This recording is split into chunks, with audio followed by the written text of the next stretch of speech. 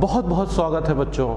माध्यमिक शिक्षा विभाग उत्तर प्रदेश के इस नवाचारी शिक्षण व्यवस्था में मैं मिथिलेश कुमार निषाद, लेक्चरर फिजिक्स, राजकीय जुबिली इंटर कॉलेज गोरखपुर से आपके लिए एक ऐसा कंसेप्ट लेके आया हूँ जो आपके रोजमर्रा के जीवन से जुड़ा हुआ है। बच्चों, इससे पहले कि हम आज के कंसेप्ट से परिचित हों, थोड़ा सा पाठ का परिचय ले लेते हैं। बच्चों, आज का जो विषय है वो भौतिक विज्ञान है और आज का जो कंसेप्ट है वो बहुत ही महत्वपूर्ण कंसेप्ट है जिसका नाम है प्रकाश का ध्रुवण अर्थात पोलराइजेशन ऑफ लाइट।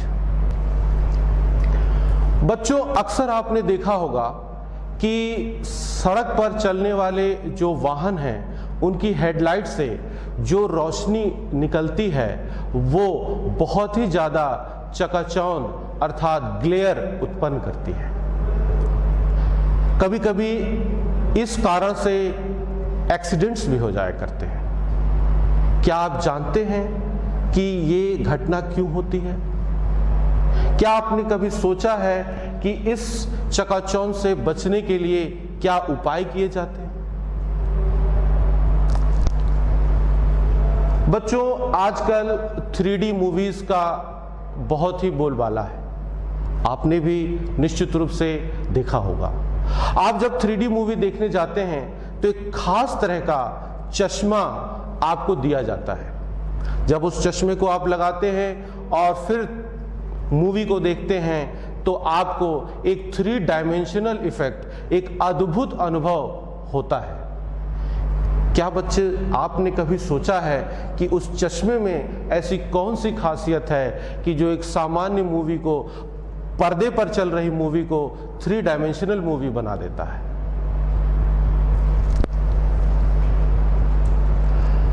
बच्चों, अगर आपको फोटोग्राफी का शौक हो और अगर आप बादलों के, बर्फ से लदी हुई पहाड़ियों के या आसमान के फोटो खींचना चाहें तो आपको निश्चित रूप से पता होगा इसमें दिक्कत होती है। दिक्कत इसलिए होती है बच्चों कि जो लाइट की इतनी ज़्यादा चकाचौंध उत्पन्न हो जाती है जिससे कैमरा के द्वारा लिया गया फोटो बहुत स्पष्ट नहीं आ पाता।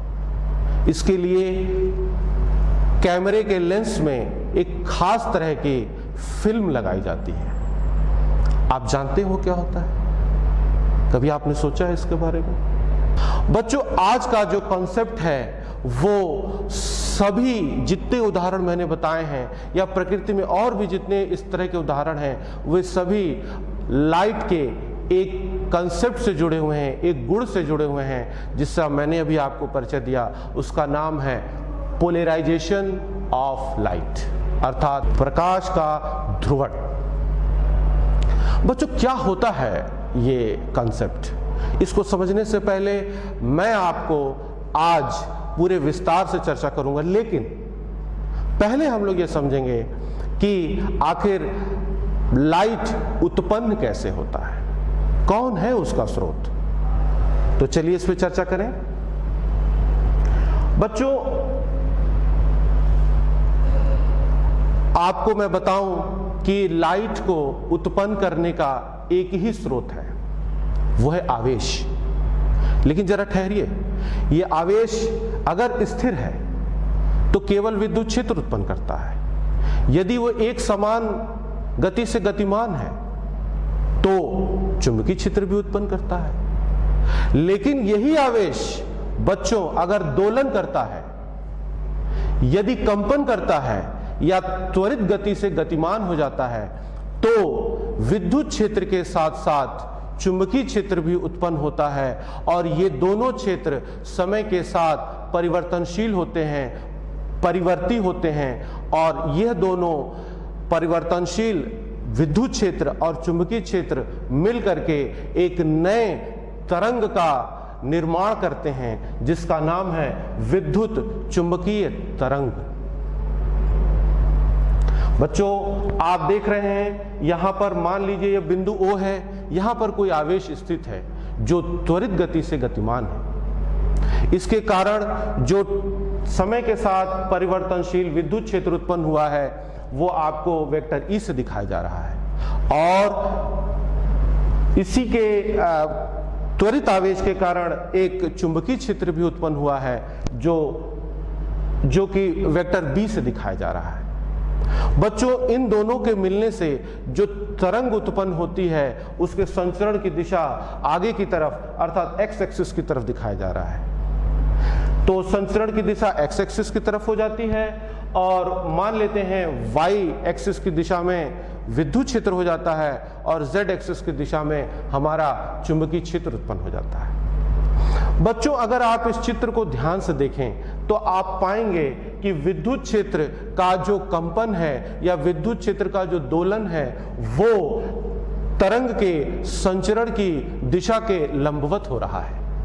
आप देखिए, तरंग के संचरण की दिशा एक्स एक्सिस की तरफ है और विद्युत क्षेत्र का दोलन वाई एक्सिस की तरफ हो रहा है। ठीक इसी प्रकार चुंबकीय क्षेत्र का दोलन भी एक्स एक्सिस की दिशा के लंबवत अर्थात जेड एक्सिस की दिशा में हो रहा है। बच्चों, कक्षा 11 में इस कॉन्सेप्ट से आप भली भांति परिचित हैं कि जब कभी माध्यम के कण तरंग के संचरण की दिशा के लंबवत कंपन करते हैं तो ऐसे तरंगों को हम नाम देते हैं अनुप्रस्थ तरंगें अर्थात ट्रांसवर्स वेव। तो क्या बच्चों, इस चित्र को देख करके आप अनुमान नहीं लगा सकते कि लाइट भी एक तरह का ट्रांसवर्स वेव है? देखिए, इसमें जो विद्युत क्षेत्र है वो तरंग के संचरण की दिशा के लंबवत उसका कंपन हो रहा है। ये जानकारी हमें मैक्सवेल ने दी थी, लेकिन इसको एक्सपेरिमेंटली हम कैसे सिद्ध करेंगे, इसके लिए हम आपको एक एक्सपेरिमेंट वर्चुअली करके दिखाएंगे और आप उस एक्सपेरिमेंट को समझेंगे और इसके बाद आप इस निष्कर्ष पर पहुंचेंगे कि सचमुच प्रकाश अनुप्रस्थ तरंगें होती हैं। लेकिन इसके पहले, उस एक्सपेरिमेंट को करने के पहले हमें एक डिवाइस की आवश्यकता है। उस डिवाइस का नाम है पोलराइजर। ये पोलराइजर बच्चों निकोल प्रिज्म भी हो सकता है, टूरमैलिन क्रिस्टल भी हो सकता है और पोलराइड भी। तो क्यों ना हम पोलराइड की चर्चा पहले कर लें और पोलराइड को समझ लें और फिर उस पोलराइड से हम अपने एक्सपेरिमेंट को अंजाम दें। तो मैं आपके लिए पोलराइड की चर्चा करता हूं बच्चों, पोलराइड एक प्लास्टिक की शीट होती है जो खास तरह के अणुओं से मिलकर के बना होता है। लेकिन इन अणुओं की एक खासियत होती है, ये एक श्रृंखला में, एक सीरीज में, लॉन्ग चेन में पंक्तिबद्ध होते हैं और जब कोई सामान्य लाइट उस पोलराइड शीट पर पड़ता है तो उस लाइट में जो विद्युत वेक्टर के कंपन उस श्रृंखला के अनुदिश हैं वे पोलराइड के द्वारा या उन अणुओं के द्वारा अवशोषित कर लिए जाते हैं। इसके परिणाम स्वरूप विद्युत वेक्टर के वे कंपन जो उस लॉन्ग चेन ऑफ मॉलिक्यूल्स के लंबवत है वो तो अवशोषित नहीं हो पाता। इस प्रकार प्रत्येक पोलराइड में एक अक्ष होती है, जिस अक्ष के अनुदिश विद्युत वेक्टर उस पोलराइड से क्रॉस कर जाता है, पोलराइड से ट्रांसमिट कर जाता है। उस अक्ष को कभी हम ट्रांसमिशन एक्सिस का नाम देते हैं, कभी पारित अक्ष बोलते हैं, कभी पास एक्सिस भी कहते हैं।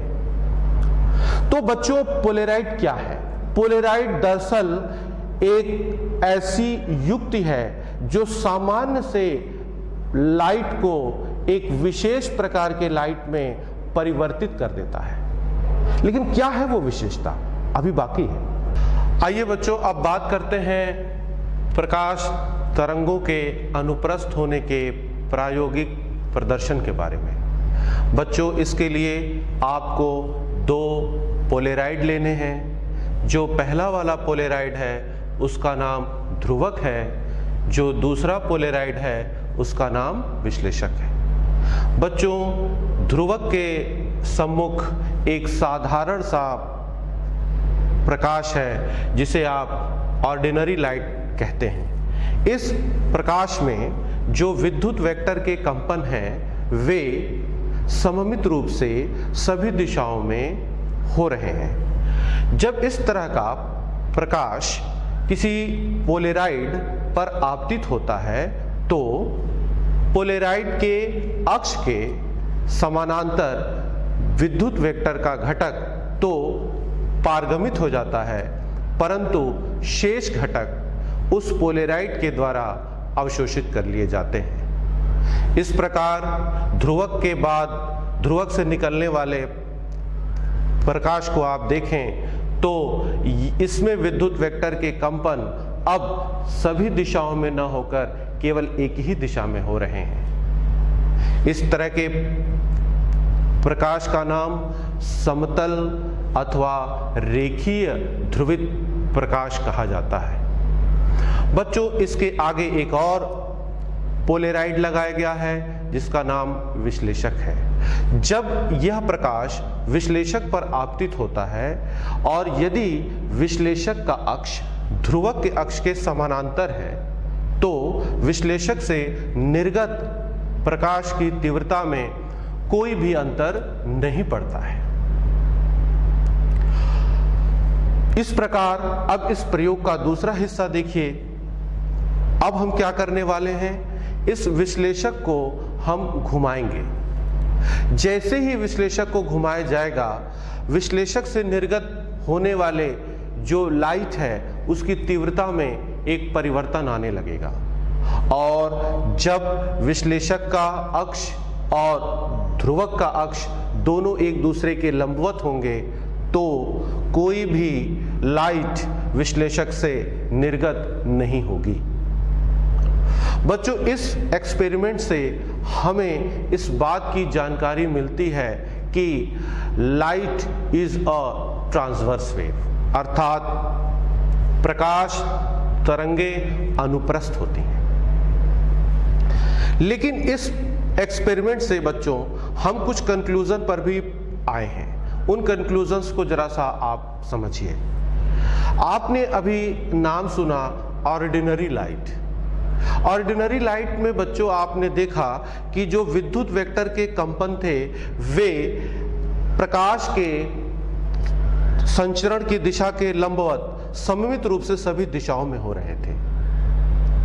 इस तरह के प्रकाश को नाम देते हैं हम अध्रुवित प्रकाश और इसमें विद्युत वेक्टर के कंपन प्रकाश के संचरण की दिशा के लंबवत सभी दिशाओं में सममित रूप से होते हैं। इसी ऑर्डिनरी लाइट या अनपोलराइज्ड लाइट का एक और सिंबल आप देखिए जिसे आप डबल एरो और एक सिंगल डॉट के द्वारा प्रदर्शित कर रहे हैं। बच्चों, इसके आगे आपने देखा कि जब पोलराइड से लाइट निर्गत होती है तो उसके विद्युत वेक्टरों का कंपन अब सभी दिशाओं में न होकर एक निश्चित एक दिशा में ही सीमित हो जाता है। इस तरह के लाइट को आप नाम देते हैं पोलराइज्ड लाइट, अर्थात ध्रुवित प्रकाश।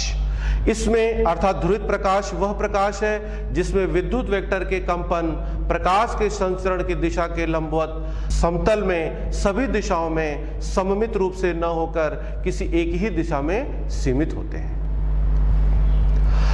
बच्चों, ये जो डबल एरोज आप देख रहे हैं ये सभी विद्युत वेक्टर के कंपनों की दिशाएं हैं जो केवल एक ही दिशा में कंपित हो रहे हैं। जो डॉट आप देख रहे हैं ये भी विद्युत वेक्टर के कंपन हैं, लेकिन ये जो कंपन है ये कागज के जो समतल है उसके लंबवत ये विद्युत वेक्टर के कंपन हो रहे हैं। बच्चों, मैं आपको अगर अनुभव कराना चाहूं तो देखिए, ये आप देख रहे हैं ये अध्रुवित प्रकाश का एक उदाहरण है। इसमें जो आप एरोस देख रहे हैं ये सभी विद्युत वेक्टर के कंपन हैं और ये जो आप दिशा देख रहे हैं ये लाइट के संचरण की दिशा है। ये देखिए, इसमें विद्युत वेक्टर के कंपन सभी दिशाओं में हो रहे हैं। ये कैसा प्रकाश है? Unpolarised light. और इसको आप देखिए, इसमें विद्युत वेक्टर के कंपन अब सभी दिशाओं में ना होकर केवल एक ही दिशा में सीमित हो गए हैं, इसलिए इस लाइट का नाम है polarised light, linearly polarised light.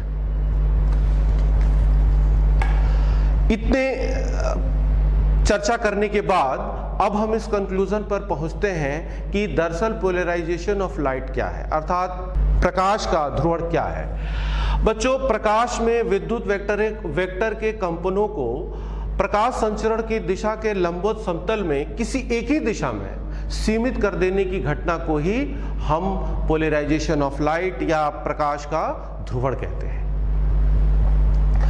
बच्चों, अभी अभी आपने इस एक्सपेरिमेंट से एक देखा कि जैसे ही विश्लेषक पोलराइड को घुमाया जाता है तो उससे निकलने वाले प्रकाश की तीव्रता में एक परिवर्तन आता है। यह परिवर्तन को जानने के लिए एक गणितीय सूत्र की स्थापना मेलस नाम के वैज्ञानिक ने किया था।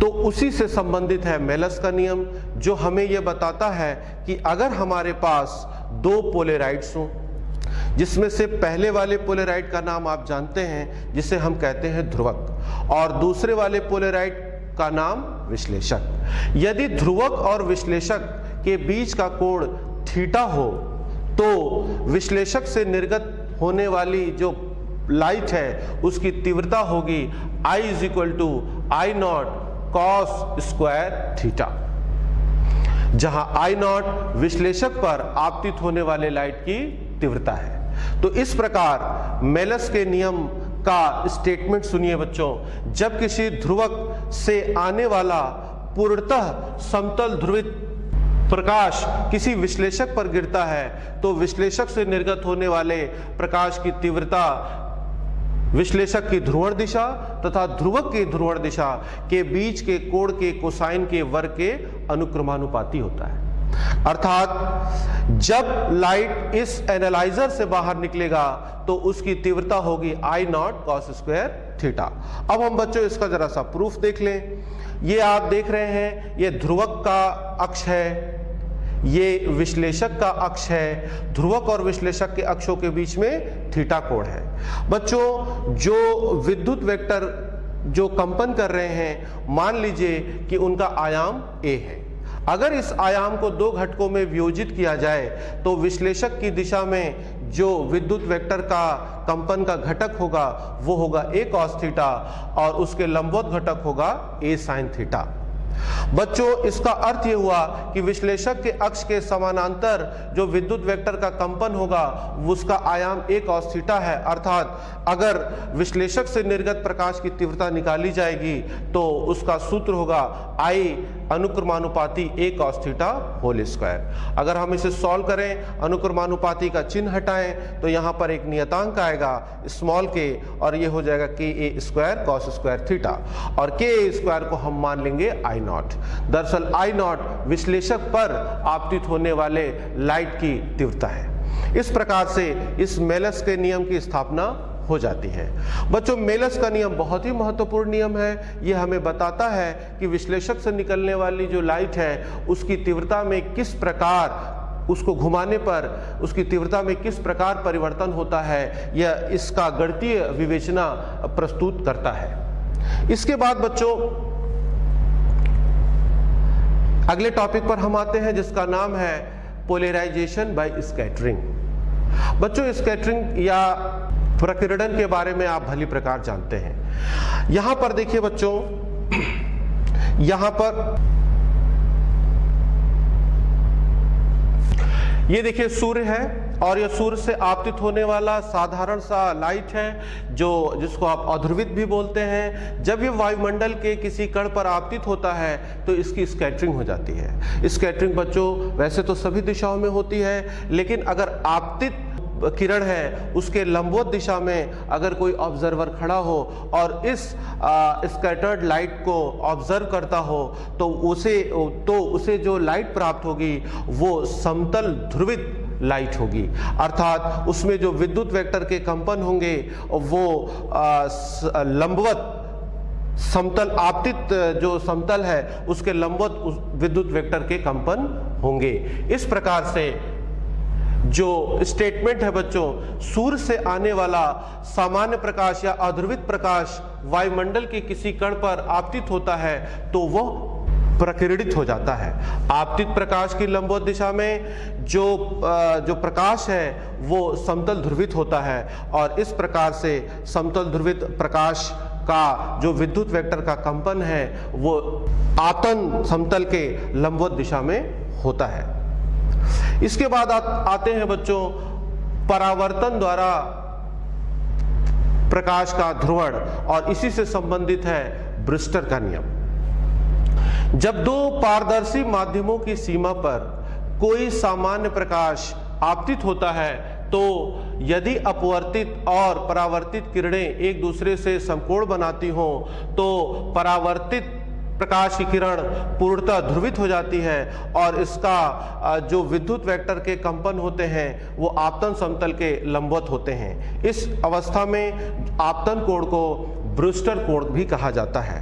बच्चों चित्र पे गौर कीजिए, यहाँ पर एक इंटरफेस है, ये इसके नीचे का जो माध्यम है ये कोई पारदर्शी माध्यम है, इस पर कोई लाइट आपतित होती है। ये साधारण सी प्रकाश, ये साधारण प्रकाश है बच्चों। यहाँ से इसका परावर्तन भी होता है और अपवर्तन भी होता है। यदि भिन्न भिन्न कोणों पर हम प्रकाश का आपतन कराएं तो एक निश्चित कोण पर, एक निश्चित आपतन कोण पर हम ये पाते हैं कि जो परावर्तित लाइट है वह समतल ध्रुवित हो जाती है और जो अपवर्तित लाइट है वो आंशिक रूप से ध्रुवित हो जाती है।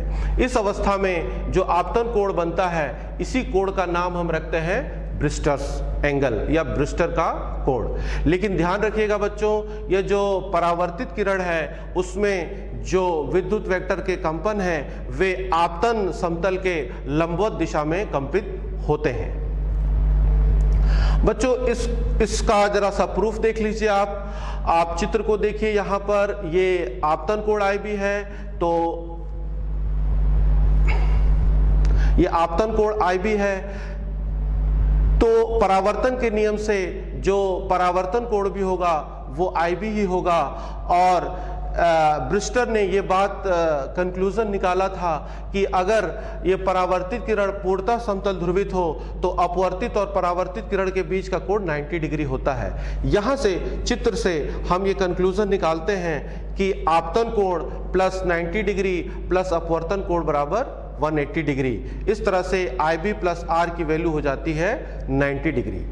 अब हम स्नेल का नियम अप्लाई करते हैं बच्चों, sine I upon sine R is equal to N2 by N1, जहां N1 पहले माध्यम का अपवर्तनांक है और N2 दूसरे माध्यम का। आपने देखा कि आपतन कोण IB है और अपवर्तन कोण 90 माइनस IB है। अभी अभी आपने देखा दूसरे माध्यम का अपवर्तनांक N है और पहले माध्यम का अपवर्तनांक 1 है क्योंकि वो पहला माध्यम वायु था। इस प्रकार से sine IB upon cos IB is equal to N हो जाता है और इसे आप ट्रिग्नोमेट्री के फार्मूले से लिख सकते हैं tangent IB is equal to N। आप देख रहे हैं बच्चों कि यहाँ पर जो आपतन कोण है जो कि ब्रूस्टर्स एंगल है वो पारदर्शी माध्यम के अपवर्तनांक से संबंधित है। इस फार्मूले को ही हम नाम देते हैं बच्चों ब्रूस्टर्स लॉ। तो ब्रूस्टर का नियम ये हमें बताता है कि ब्रूस्टर कोण और माध्यम के अपवर्तनांक में क्या संबंध होता है। बच्चों इसके बाद हम बात करते हैं पोलराइड के उपयोग का। जहां से हम अपनी चर्चा शुरू किए थे बच्चों वहीं पर हम एक बार फिर वापस आते हैं कि आखिर हम पोलराइजेशन पढ़ क्यों रहे हैं। बच्चों सबसे पहला इसका जो उपयोग है वो है प्रकाश के ग्लेयर से बचने के लिए। बच्चों जो हम चश्मे लगाते हैं उसमें खास तरह की फिल्म होती है जिसकी चर्चा मैंने किया, वो पोलराइड होता है और पोलराइड आपने देखा कि प्रकाश की तीव्रता को, चकाचौंध को कम करने में काफ़ी सहायक होता है। बच्चों आपने देखा कि फोटोग्राफी कैमरे के जो लेंस में है, लेंस में उसमें भी पोलराइड शीट लगाई जाती है और जिससे कि बादलों के या बहुत ज़्यादा चकाचौंध वाले स्थानों के भी फोटोग्राफी आसानी से की जा सकती है। बच्चों वायुयान में, बसों में, ट्रेनों में जो प्रकाश की तीव्रता को नियंत्रित करने के लिए भी पोलराइड फिल्म का इस्तेमाल किया जाता है। आपसे चर्चा मैंने शुरू में ही किया कि 3D मूवीज को देखने आप जाते हैं तो जो चश्मा आप लगाते हैं उसमें जो फिल्म लगी होती है वो भी पोलराइड फिल्म ही होती है। पोलराइड फिल्म की सहायता से ही आप 3D मूवीज का आनंद ले पाते हैं। बच्चों, पोलराइजेशन की सहायता से, पोलराइजेशन की जानकारी से हम धातुओं के क्रिस्टलीय गुणों का अध्ययन करने में तथा क्रिस्टलों का विश्लेषण करने में हमें सहायता प्राप्त होती है। बच्चों, यहाँ तो पोलराइजेशन जो कंसेप्ट है वो तो समाप्त हो रहा है, लेकिन आपके लिए एक छोटा सा होमवर्क है, उसे आप अवश्य कीजिएगा, वो आपके सामने है। बच्चों, ये आपके एनसीईआरटी का ही सवाल है, इसे आप एज ए होमवर्क कीजिए। सवाल यह है कि जब दो क्रॉसित पोलराइड के बीच में एक पोलराइड की तीसरी शीट को घुमाया जाता है तो जो ट्रांसमिटेड लाइट है उसकी तीव्रता में जो परिवर्तन होता है उसकी विवेचना आपको करना है। ये आज का गृह कार्य है। बच्चों, यहाँ पर हमने एक बहुत ही महत्वपूर्ण कंसेप्ट सीखा और आपको मैंने उसे समझाया। उम्मीद करता हूँ बच्चों आप इससे लाभान्वित हुए होंगे। धन्यवाद।